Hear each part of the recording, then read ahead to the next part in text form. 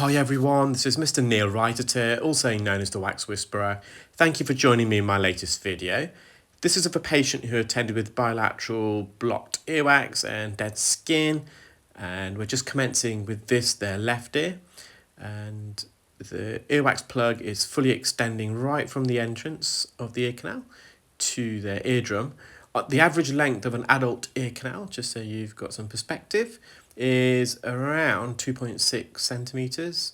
Can be slightly longer for male patients compared to females. And of course, children's ear canals are slightly smaller and in length. And this patient has got quite a bendy ear canal, and they have got some dryness of the ear canals, a bit of dry, flaky skin, particularly at the entrance. And they do have to have their ears cleaned out regularly. You can see it's coming out in a large plug here. It's just, it is enveloped with a dead layer of skin, keratin, that's also attached itself to the auditory canal. So in order to mobilize it and release it, we have to not only detach the skin from the canal, but also then simultaneously move the wax plug out. Nice and healthy eardrum, got quite a bendy ear canal, as you can see here.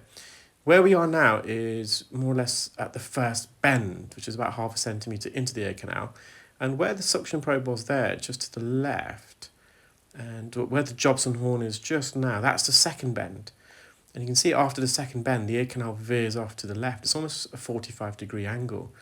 And that's the second bend is where the cartilaginous portion, so the outer third of the ear canal, made up of cartilage, meets the bony part of the ear canal, which is this inner 2/3. And all of our ears are bendy. We do have an S bend, but this patient's got quite a prominent bend. It is the same for their right ear as well. In fact, although they felt the left ear was the worst of the two in terms of their hearing acuity, the right ear had a lot more wax and skin.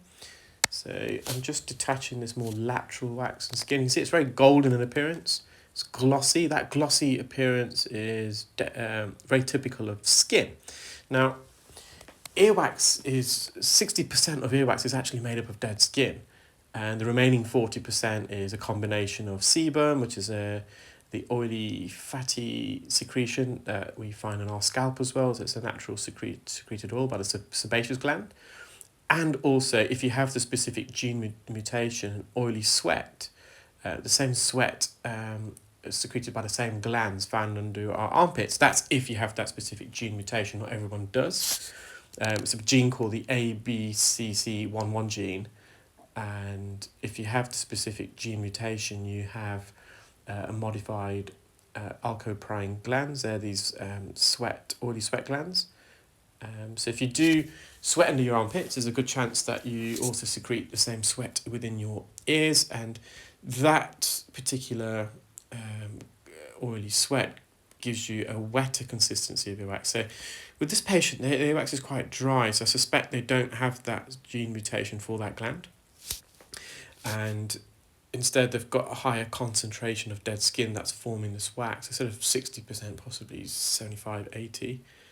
And I'm just going in with an ear hook. So the entrance is quite narrow and bendy, and that's a possible reason in conjunction with the consistency of the wax, because it's quite dry.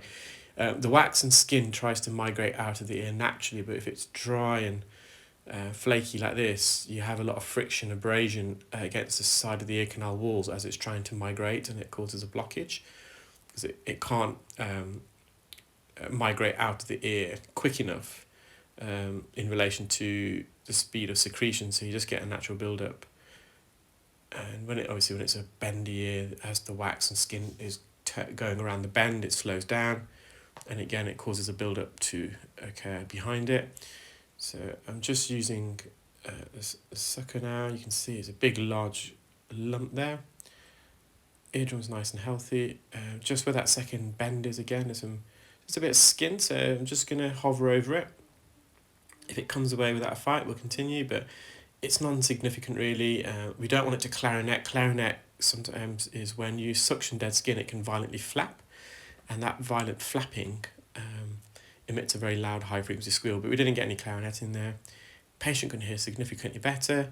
That's all the wax and dead skin that we extracted from both ears. You can see I've put a pencil tip there, so it gives you some perspective. Well, I hope you enjoyed that video, guys. Do take care of yourselves, keep well, and remember, be nice and be kind to each other. Thank you, bye.